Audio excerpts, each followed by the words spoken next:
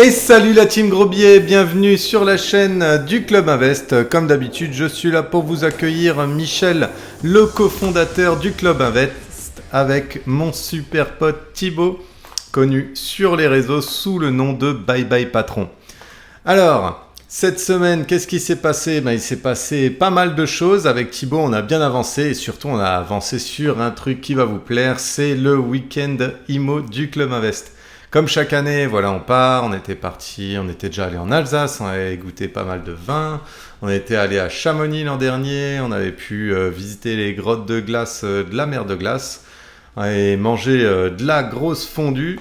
Voilà, donc cette année, ça sera un peu différent, je ne sais pas si je vous le dis, mais en tout cas, on a travaillé ce midi même là-dessus et on a enfin défini d'une destination. Voilà, ça va être un peu spécial. En tout cas, on est vraiment impatient de vivre ça avec vous. Et puis, on va vous l'annoncer d'ici quelques temps, donc ne ratez pas l'info.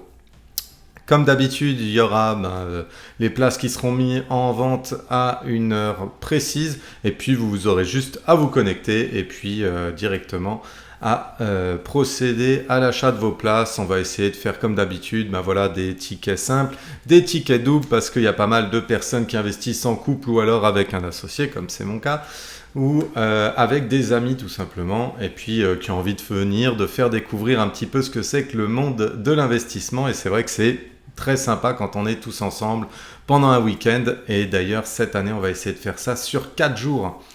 Voilà, je vous en dis pas plus. En tout cas, les infos, elles vont suivre. On va regarder avec Thibaut encore pour essayer de peaufiner 2-3 choses. Et puis, on vous annoncera tout ça très rapidement. Qu'est-ce qu'on va faire aujourd'hui? Aujourd'hui, j'ai eu un commentaire de Michel. C'est marrant, hein, c'est pas moi, mais voilà.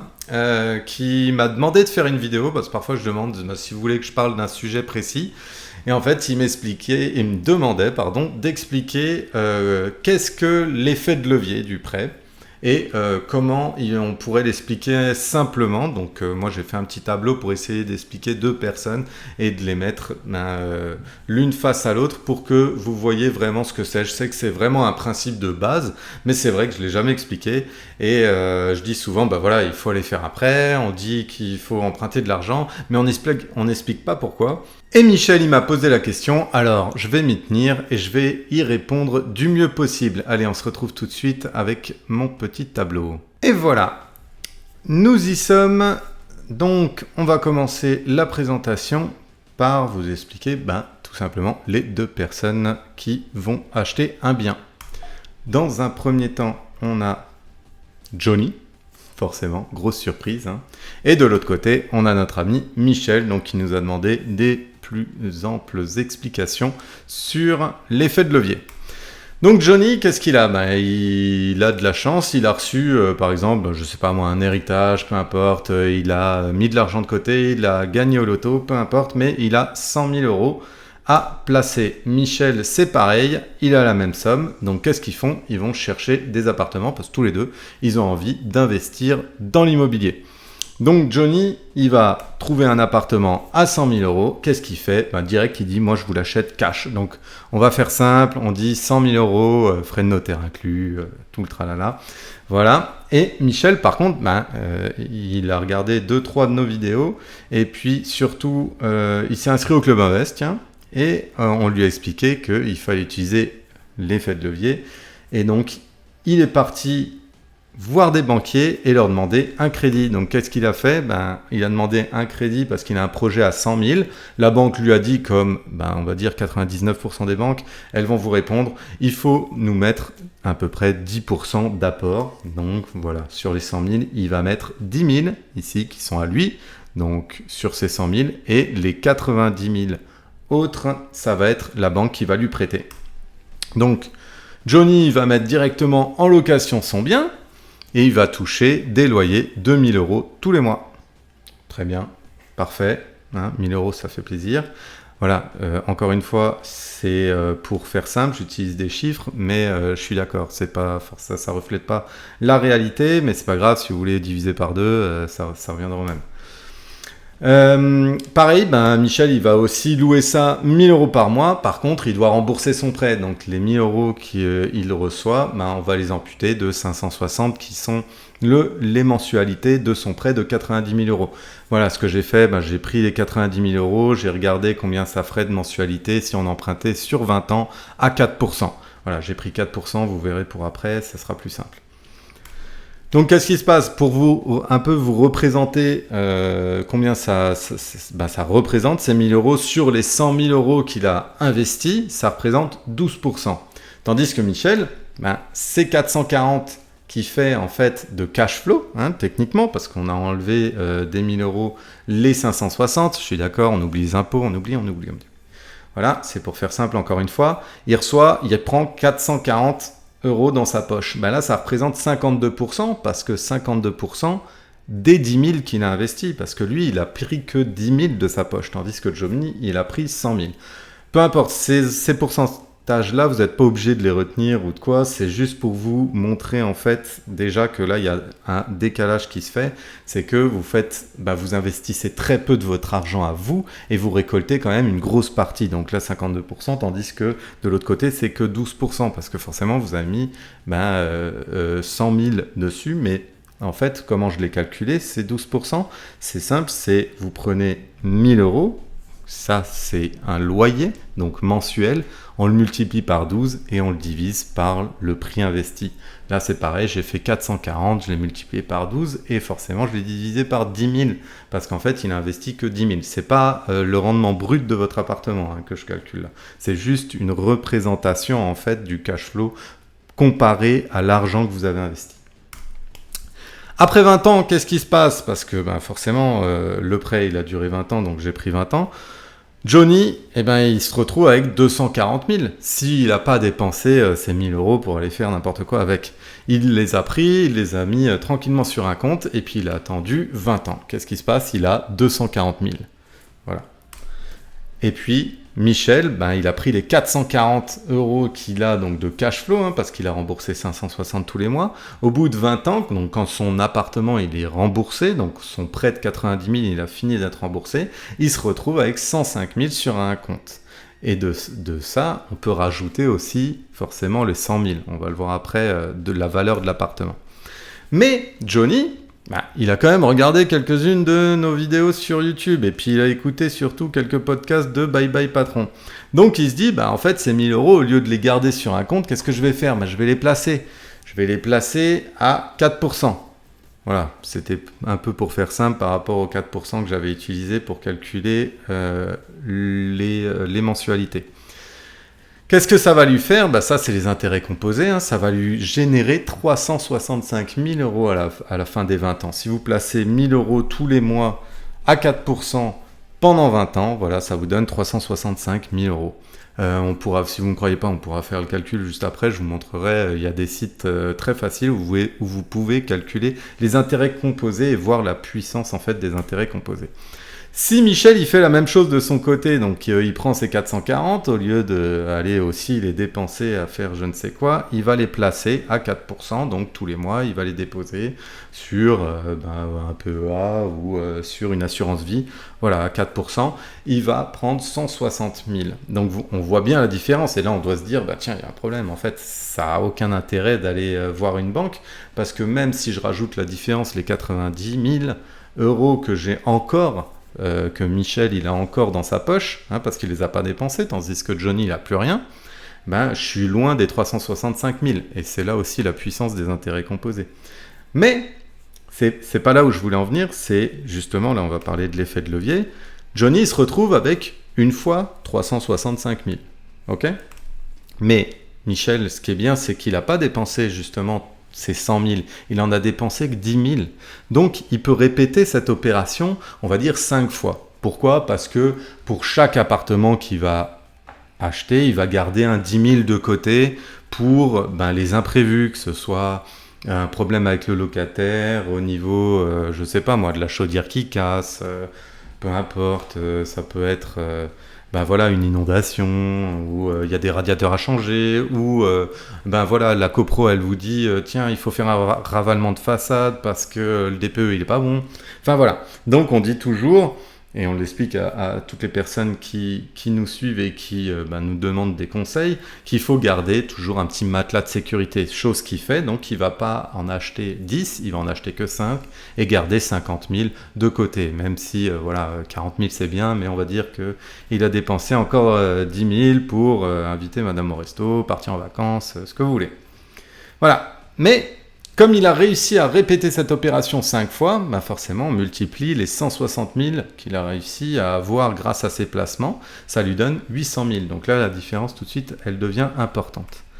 Donc on rajoute aussi la valeur du bien, on va dire qu'au bout de 20 ans elle n'a pas changé. Ça arrive dans certaines villes, je l'ai calculé déjà et j'ai déjà fait l'expérience avec des biens qui ont été achetés par des personnes, c'était encore en francs. Ce qu'on a fait avec Thibaut, on s'est amusé à faire l'exercice, on a converti les francs en euros, on a rajouté l'inflation et on s'est rendu compte que le prix qu'on vendait aujourd'hui, c'était exactement le même qu'il avait été acheté il y a 25 ans à peu près dans certaines villes. Je ne dis pas que c'est dans toutes les villes le cas, mais si vous prenez par exemple Saint-Étienne, je pense que la chose normale, ça serait que le prix de l'immobilier, il n'évolue pas sur des grandes périodes. Ça pourrait varier d'une année à l'autre ou si on se retrouve dans une bonne année, hop, ça va prendre un peu de valeur. 3 ans après, ça ne vaudra plus rien. Mais voilà, sur le long terme, ça ne devrait pas changer. Donc je me suis dit, tiens, on pourrait prendre ça comme exemple, ça sera plus simple pour les calculs. Donc il se retrouve avec son appartement, donc qui est à 100 000 euros parce qu'il l'a acheté 100 000 euros. Donc en gros, il se retrouve avec 465 000. Tandis que Michel, lui, il se retrouve avec 5 appartements parce qu'on est à la fin des 20 ans, qui ont une valeur tous de 100 000 euros. Donc il a 500 000 en plus. Johnny, il se retrouve avec un total de 465 000, tandis que Michel, il se retrouve avec un total de 1 300 000. Et c'est là vraiment où on voit la différence. Johnny, il fait moins 830 000, tandis que Michel, il a fait plus 835 000 euros, enfin de plus qu'il aurait pu faire s'il avait acheté cash son premier appartement. Voilà, et c'est ça en gros l'effet de levier. C'est un terme un peu pompeux si vous voulez, mais c'est juste pour expliquer que en fait vous allez pouvoir multiplier l'opération plusieurs fois. Pourquoi ? Parce que vous gardez le plus de cash possible et vous en empruntez une bonne partie. Peu importe les intérêts et tout ça, je les ai pris en compte, ils sont dans les 560 qu'on rembourse tous les mois, mais comme vous le louez, de toute façon, ce n'est pas vous qui allez le rembourser, c'est votre locataire, mais ça vous permet de multiplier l'opération. Et donc, forcément, de créer en gros du cash, tout simplement. Donc, d'un côté, vous ne mettez pas tous vos œufs dans le même panier, parce que si Johnny, un jour, il n'arrive pas à louer son appartement, ça pose problème. Par contre, si vous en avez 5 qui sont répartis, que ce soit dans une ville, dans différents immeubles, dans différentes régions, et forcément, vous limitez les risques aussi. Et puis, vous pouvez aussi générer plus ou moins de plus-value. Là, dans ce cas-là, on a pris les mêmes sommes au départ et à l'arrivée. Mais voilà, vous voyez un petit peu ce qu'on peut faire avec la même somme au départ. Donc c'est ça en fait l'effet de levier. J'espère que ça a pu vous aider. Puis c'est un exemple qui est assez simple. Alors voilà, si vous avez des commentaires là-dessus, n'hésitez pas. Alors si c'est pour me dire oui, en fait, on n'est pas à 4%, on est à 3,6%, oui d'accord. Pour en fait 20 euros par mois, ça ne va pas changer le résultat. Là, on parle d'une différence justement qui est proche du million. Je pense que même si on changeait de 200, 500, 2000 euros, ça ne changerait pas le résultat au final. C'est vraiment pour expliquer simplement comment ça fonctionne. Et ça fonctionne vraiment comme ça. Alors il y en a d'autres qui vont me dire « Ouais, mais moi j'emprunte à 110%, génial pour toi. » Par contre, si tu me dis que tu as emprunté juste, tu as fait 2 appartes avec, alors que tu avais la possibilité d'emprunter à 110%, là je vais me dire « Il y a un problème, tu aurais pu en acheter 15, tu vois. » Parce qu'à 110%, il fallait y aller. Et c'est ça qui est fou, c'est que les gens qui me disent ça, ils en ont rarement 15 des apparts comme ça. Et puis même nous, je veux dire, on a eu la possibilité de le faire que quelques fois. Oui, on en a profité, on a mis les bouchées doubles. Le notaire, il recevait les demandes d'appartement, il ne savait même plus à laquelle ça correspondait. Quand c'était ce cas-là, mais au bout d'un moment, ils nous ont dit « Ah, va falloir quand même commencer à mettre de l'apport. » Donc ça va être les 10% minimum, mais parfois, quand il y aura des travaux, quand vous avez des gros travaux et que ça prend une grosse partie de la valeur du bien, il faudra peut-être même mettre plus, et il faut s'y attendre à ça. Ça va peut-être être 15, 20, 30%. aussi du prix. Mais pourquoi? Parce que forcément, vous voulez tout par rapport au banquier, mais le banquier, il faut aussi qu'il s'assure. Vous pouvez pas arriver et puis lui dire, alors moi je veux un prêt à 110%, je veux les frais de remboursement anticipé à 0, je veux aussi la carte bleue qui va avec, je veux la PNO qui me coûte rien. Non, il faut qu'à un moment vous puissiez lui dire, écoutez, moi je vais faire de la LCD sur le thème de Babar, j'y crois, ça va fonctionner à fond la caisse, les éléphants, j'aime ça, donc je vais vous montrer que j'y crois, mon projet, voilà, je vais mettre 20% d'apport. Là, le banquier va commencer à vous écouter. C'est sûr que si vous arrivez, et puis vous arrivez en disant que vous allez faire un concept vraiment qui sort un peu de l'ordinaire, et qu'en plus vous voulez pas mettre 1 euro dedans, le banquier va vous regarder et va dire, mais est-ce qu'il y croit en son projet ou pas? Parce que là, si c'est moi qui prends tous les risques, il n'y a pas d'intérêt. Donc voilà, donc c'est aussi ça, mettre de l'apport, et savoir mettre de l'apport quand il faut, c'est important et ça peut débloquer des portes. Impeccable, ce qu'on peut faire, c'est qu'on va tout de suite enchaîner. Je vous avais dit qu'on allait voir tout ce qui était calculette des intérêts composés. On va regarder ça tout de suite. Allez, on y va, go. On y est, une calculatrice des intérêts composés, c'est quoi? Voilà, c'est ça. Vous allez tout simplement sur Google et puis vous écrivez calculatrice intérêts composés. Vous allez avoir plein de sites qui le font. Peu importe où vous allez, moi j'ai pris celui-là parce que c'était le premier que j'avais. C'est quoi? Commission des valeurs mobilières de l'Ontario, pourquoi pas. Donc, ils vont vous demander, voilà, quel est le placement initial? Là, en l'occurrence, il n'y en avait pas. Pourquoi? Parce que on commençait à 0 et ensuite on allait verser les loyers. Parce que quand vous commencez à louer, forcément vous avez 0 qui rentre. Donc là c'était 1000 euros qui rentraient tous les mois. Bon là c'est en dollars, forcément c'est un truc de l'Ontario. Vous les avez donc une fois par mois, les loyers. Et le taux d'intérêt, j'avais pris 4%. Voilà, vous mettez 4% de taux d'intérêt. Et vous calculez les intérêts, c'est une fois par année qui sont calculés si vous placez par exemple sur une assurance vie. Au nombre d'années, ça va être ça parce que les placements, on l'avait fait pendant 20 ans. Vous rentrez, donc 20 ans, et puis vous calculez directement, vous tombez sur la valeur. Donc voilà, c'était ça les 365 000 qu'on avait mis dans le tableau, ou 360, je ne me rappelle plus exactement. Et puis, ils vous écrivent aussi combien vous avez généré d'intérêt. Ce qui est bien ici avec ce site, j'aime bien parce qu'il vous met aussi un petit graphique. Et puis vous pouvez voir un petit peu donc la valeur de vos placements et le total des intérêts. Donc voilà, c'est tout le temps une exponentielle parce que plus vous allez continuer à verser, plus ça va générer des intérêts sur les intérêts en fait. C'est ça en fait qui fait donc les intérêts composés. C'est juste que vous allez créer en fait des intérêts sur les intérêts, c'est-à-dire que la première fois vous allez avoir 1000 euros, donc les 4% sur les 1000 euros, mais à partir du deuxième mois vous allez avoir des 4% sur les 1000 euros plus les 4% que vous avez eu sur le premier mois. Donc forcément ça fait des intérêts sur des intérêts. Donc c'est ça qui va vous générer en fait ces 123 841 euros. Enfin euros, dollars, peu importe la monnaie, c'est exactement la même chose. Voilà, donc c'est assez simple, vous vous rendez sur des sites comme ça et puis vous pouvez faire un petit peu vos simulations. Même chose pour les prêts, c'est le même fonctionnement. Vous allez tout simplement sur des prêts hypothécaires, prêts immobiliers. Meilleur taux, ils le font, et puis vous mettez tout simplement les taux actuels, l'argent que vous avez, et puis sur combien d'années vous voulez effectuer votre prêt, il va vous sortir les mensualités directement. Voilà. On se retrouve pour terminer cette vidéo. J'espère que ça vous a plu. J'espère que vous avez appris 2-3 trucs sur l'effet de levier. Et puis, si jamais, ça fait toujours un bon petit rappel. Et puis, ça motive quand on voit tous ces chiffres-là avec le peu d'efforts qu'il y a à fournir derrière.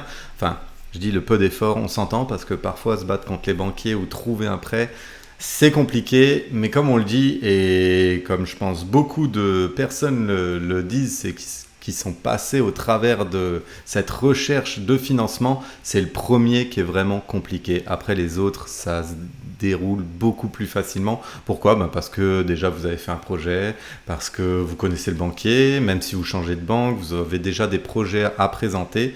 Et puis c'est ça qui les intéresse, c'est de voir que vous avez de l'expérience. Donc voilà, lâchez pas. Parfois on peut faire 10, 15 banques différentes. Vous pouvez aller voir des courtiers. D'ailleurs, il y avait le live qu'on a fait avec Thibaut Faust qui vous offre d'ailleurs 500 € si vous venez de notre part sur ses frais, donc n'hésitez pas à aller le voir. Et puis voilà, tout simplement, vous allez pouvoir enchaîner les lots, tout ça en utilisant l'effet de levier du prêt.